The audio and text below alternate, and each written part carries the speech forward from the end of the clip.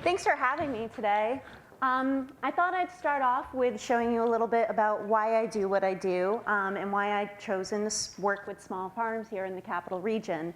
So I thought I'd do that through some family photos. And the first one is this photo, and this is my family's grass-fed beef farm in the northern Helderberg Hill Towns in the town of Knox. And if you don't know where the hill towns are, but you do know where Thatcher Park is, that's where the hill towns are. And it's a beautiful area. This next picture is me and my dad. This was taken on my 25th birthday a couple years ago on our family farm. My dad is a farmer. He runs our grass-fed beef farm. He also raises hay and a seasonal crop of vegetables. My cousin has his own farm. My aunt has her own farm. And my grandfather is a little bit more camera shy, but at 90 years old, he's a World War II vet, and he still manages his 750 acres outside of Middleburg, New York. He's a pretty awesome guy. He's maybe not as spry as he was when he was, say, 80 years old, but he does pretty well. He issues his orders from the front seat of his Jeep, much like a colonel might. And he also occasionally uses the aid of his walker to climb aboard his trusty steed, which is a 1947 8N tractor, which he bought new when he bought the farm. And again, this is my family's grass-fed beef farm in Knox. We live about a half-hour northeast of my grandfather's farm. This is our farmhouse. My parents bought it in 1983. It came complete with the outhouse because there was no indoor plumbing. It had been abandoned for, well, we're not really sure how long, but it's been standing since at least 1840. The previous owner, who was 70 years old at the time, remembered using it for grain storage as a kid, actually putting grain in and out through the busted windows. When my parents bought it, it had a tree growing up through the floorboards, and the real estate advertisement read, "Needs TLC." My parents interpreted that to mean needs truckloads of cash. But as small farmers, they didn't have truckloads of cash.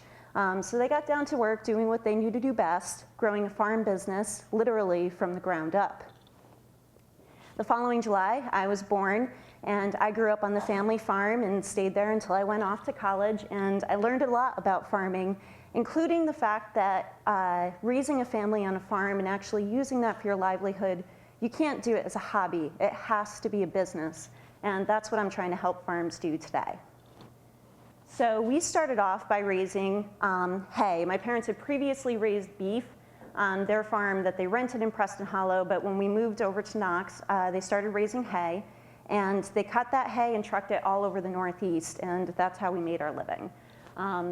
It was pretty labor intensive. My dad, with the assistance of a few people that we had hired, would would load and unload a truck like this at least one time a day, if not two, and even drive 400 miles in between to do the deliveries. It was a lot of work.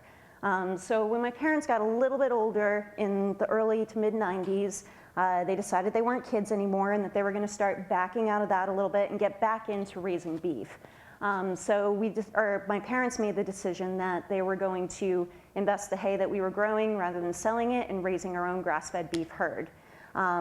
This is either Sally or Gina. I'm not sure which one, but it's the first or one of the first two cows that we bought for our farm in Knox, and the basis of the herd that we still raise today, the base of the genetics. After this came Rosie and Charlotte, and then pretty shortly after that, my sister and I stopped naming the cows because they kept disappearing.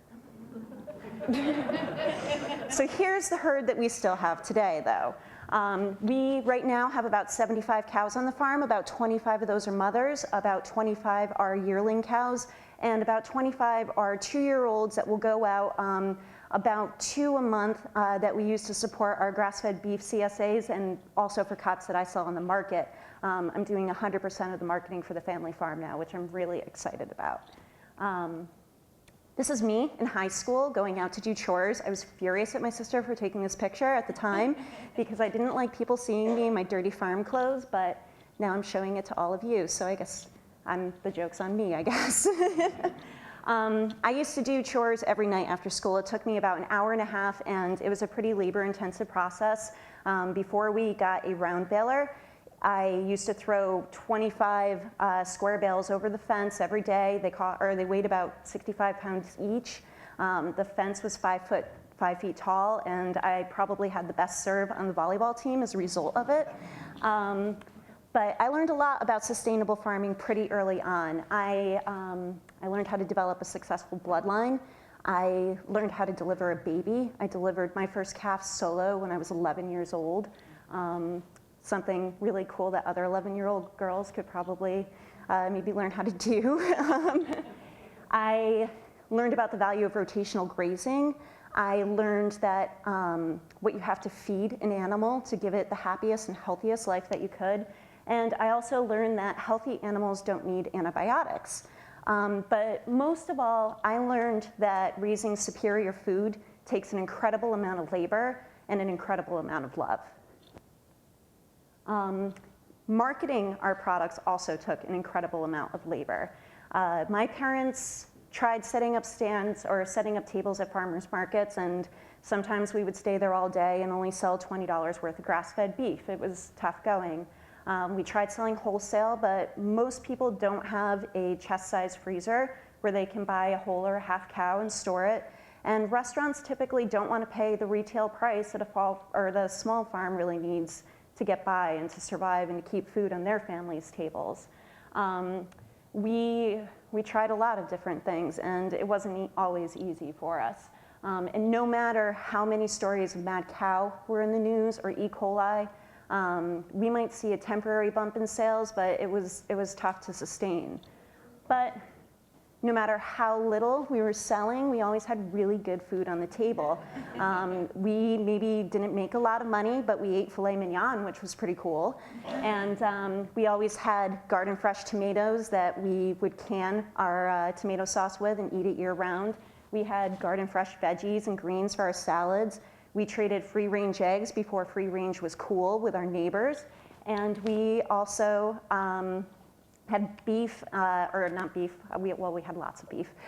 We had turkey and bacon that my Aunt Pam would raise and all kinds of good food on the table. And that made me a farmie pretty early on. And if you don't know what a farmie is, it's basically a foodie. It's just to the next level. A farmie is a person who is enthusiastically interested in fresh and local food. And a farmie is also a person who purchases food from small, socially and environmentally responsible farms. Now, the food that I ate when I was a kid inspired me, and it stuck to my soul, in addition to my ribs. But I never knew exactly what I wanted to be when I was a kid, but I knew that when I grew up, I wanted to be something that paid tribute to the hard work of my parents, and also the unique upbringing that I had growing up on the family farm, because it's something that less than 1% of Americans get to experience today. And I knew that I wanted to share that. In 2006, I moved up to Burlington, Vermont, which is a great town. It's a farmie's utopia, I would say. And aside from, I moved up there to study my Master's of Science in Natural Resources, but aside from my studies, what struck me most about the city of Burlington is the fact that the food culture is just so amazing. Every restaurant boasts local ingredients on their menus. Really, every restaurant has local ingredients on its menus. The farmers market scene is bustling. If you're not at the City Hall Farmers Market on a Saturday morning, no matter how late you were out on a Friday night, you might as well drop off the planet. It's happening up there, and Vermonters take it really seriously. They'll stand in a line 20 people deep just to get the crack at the best bacon, or Vermont's claim to fame is their maple soft serve ice cream, or as Vermonters like to call them, creamies. And you can get those at any number of roadside stands, no matter how far out in the middle of nowhere you are in Vermont, too. But it's really cool there, and what's even cooler about it is that Vermonters really support the little guy. It's a place where grassroots movements have been born many times over. You had Howard Dean's run at the presidency for the Democracy Now!, where he raised a tremendous amount of money online, which kind of gave way to Obama's campaign too. But they're all about the grassroots movement up there, and they're all about the little guy.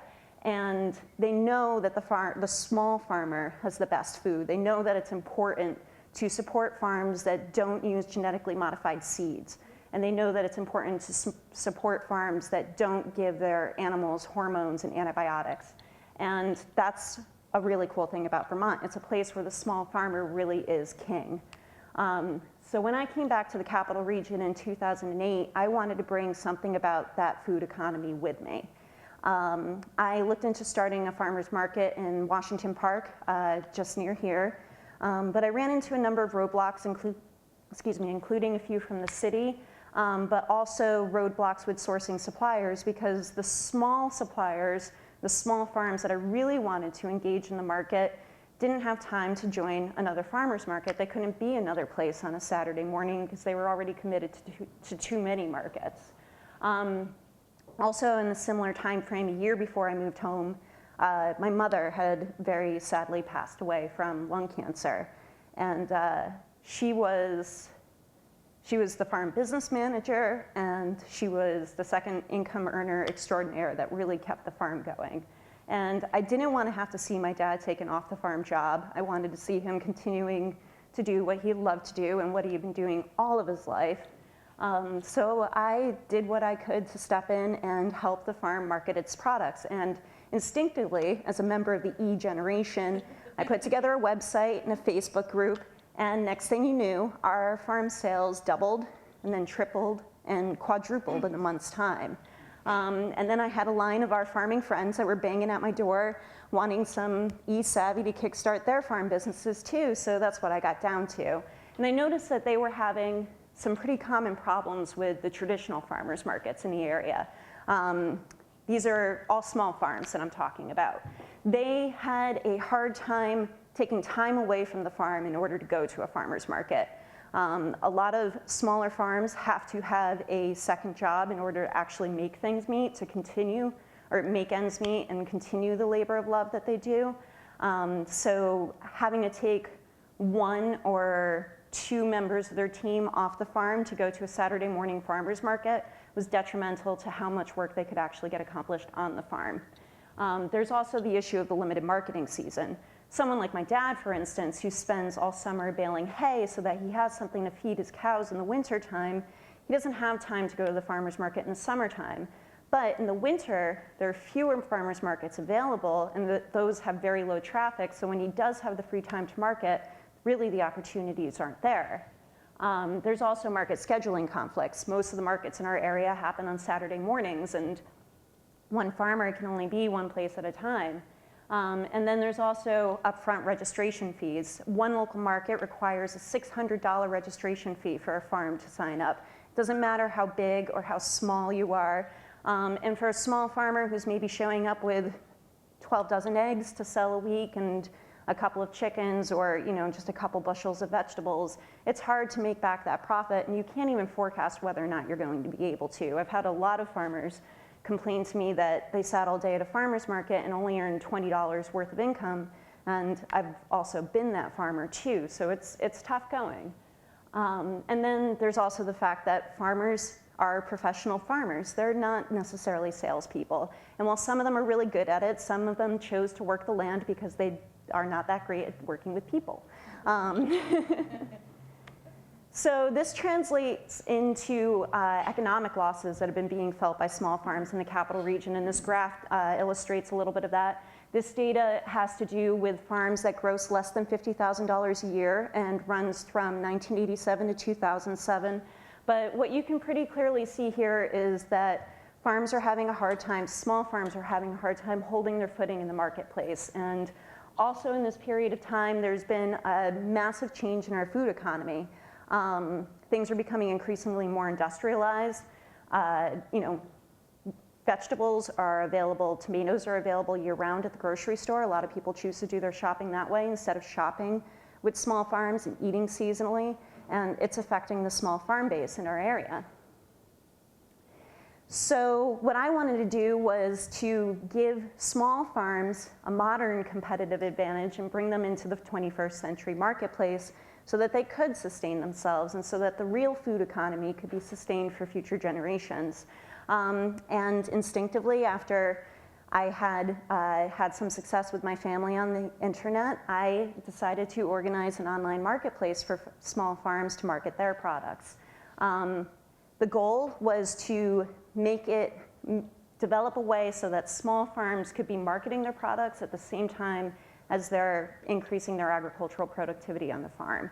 and also to create a marketplace that's convenient for customers so that they're encouraged to shop with our farmers. Farmers set their own prices. They get 100% of their asking price on the market, and then I add a small commission on top, and that's how I keep myself going. And the whole thing capitalizes on the popularity of online shopping so that farmers can get a competitive edge in the modern marketplace. So I started getting work sourcing my suppliers. I started off with 8 farms in the capital region, most of which were, or 8 farms in Albany County, most of which were family friends of mine and people that I knew were raising an extremely quality product because I'd grown up eating it. On the market, we have everything from seasonal produce. We do have produce year-round because I work with a couple of growers that have high tunnels and greenhouses, and we're able to do root vegetables and garlic and squash and all those types of things in the wintertime. Those are really big on the market right now. We also have grass-fed beef. We have grain-finished beef, if you prefer that too. The grain-finished beef my cousin raises, and he actually raises all of his own grain and processes it for his cows, so it's actually all local grain. We also have free-range chicken, lamb, pork, farm-fresh eggs, fresh herbs, maple syrup, honey, basically anything that you would find at a typical farmer's market. All of the farms on the market are required to be antibiotic-free, hormone-free, pesticide-free, herbicide-free, GMO-free, and not use any chemical fertilizers. And then in addition to that, they're all small farms. They all grow their food and raise their animals with a great attention to detail and a great degree of environmental and social responsibility. So then I got down to the logistics of it, and I researched a small handful of online farmers markets that were cropping up around the country, and I noticed a common shortcoming amongst most of them. They were offering that customers could purchase their products online, but then had to go to a central location and pick them up, kind of like a community-supported agriculture, a CSA pickup. Probably a lot of you are familiar with that practice, and to me, that just missed the whole point of ordering online. It's all about the convenience of home delivery. So I organize my market a little bit differently. I have farmers meet me at a central location, drop off their product to me. I cut them a business check right then and there for everything that they sold for the week, and they're able to pick it to order too, so there's actually no waste. And then I sort everything into individual orders, load it into coolers, and then into my vehicle, and I drive it to customers' houses. And it's really fun. I like it a lot. Then I got to work building the website, and I spent a lot of caffeinated nights up really late figuring it out, but I figured it out, and lo and behold, when June 4th, 2010 came around, which was my launch day, it worked, and I took a very large sigh of relief. I did 500 deliveries in the first year, which was really cool that people were willing to put in 500 orders, and I'm really proud of the Capital Region for doing that. Things have been going pretty well. This year I was able to expand into 3 more counties. I quit my other job, put my money where my mouth is, and I'm going full-time for it. I want to see this turn into something that can truly sustain small farm businesses. It's not necessarily easy to start a business like this in times like these. I don't have to preach to anybody about the state of the economy. People are trying to make a little bit of money go a lot further. So getting people to pay a premium for their food isn't easy, even if the food that we have, at least I think, and I'm pretty confident in saying that it's more wholesome than a lot of the food that you can find at the supermarket. But underlying that, I think that there's an idea worth spreading, that it's important to shop local. Because when you shop local, your dollars recycle in the economy. And your dollars recycling the economy means that you're creating jobs and you're creating revenue for the local economy. And I don't think that there's anything more important than that right now, or very few things. People are hurting economically, and it's time to do something to turn it around for ourselves. And by just supporting Capital Region businesses, we can really start to see things turn around here. Cornell University estimates that every dollar that you spend with a small farm multiplies 3 to 4 times in the local economy. So say you buy a $3 carton of eggs. That farmer is going to use that money to go to the diner and get a cup of coffee, or he's going to put it in the local credit union, or he's going to hire a little bit of extra help, or he's going to go buy lumber to build a fence locally. Those dollars keep recycling in the economy. So if you were to spend, say, $100 a month with a local farm, the monthly economic impact of just what you spent on that $100 worth of groceries is $300 to $400 a month, or over the course of a year, $3,600 to $4,800. Now, if you imagined if each of the 318,000 households in the capital region diverted just $100 their monthly grocery budget from shopping with supermarkets to shopping with local farms, the estimated economic impact of that is $1.34 billion on the local economy. That's a lot of money. Now, we have 29,700 unemployed people here in the capital region. Those are the August numbers. Unfortunately, they might have gone up. But if you take that $1.34 billion and divide it by 29,700, you'll find that it equals $45,000. That means that with that money, we could create 29,700 jobs valued at $45,000 a year for every unemployed person in the capital region. It's a solid middle-class living for every single one of your friends, your family members, and your neighbors that are unemployed right now. I got into this business to help sustain small farms, but the truth of the matter is that it's up to you. You have the choice to vote with your dollars every time that you buy food, and you have the choice to vote with your fork every time you eat food, and you have the choice to make a difference every time you buy your food. So it's up to you to sustain small farms and the real food economy for future generations. If you want your kids to have an alternative to the industrial food economy in the future, then you better buy food from small farms that raise quality food today. Thank you.